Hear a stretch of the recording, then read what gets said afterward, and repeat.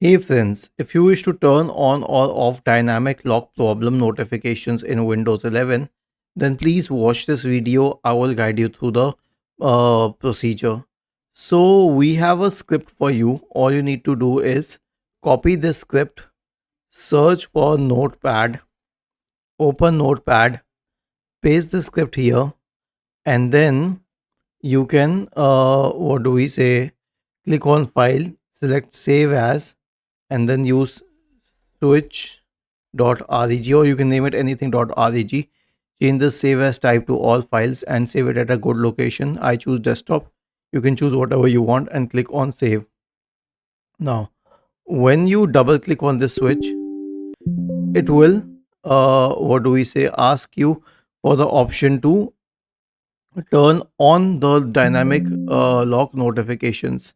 Okay, and if you wish to turn it off, then again use that switch. Was this helpful? If yes, then please subscribe to the channel. If not, then let us know in the comment section of the video on how we could help you further. Thank you for watching this video and have a nice day.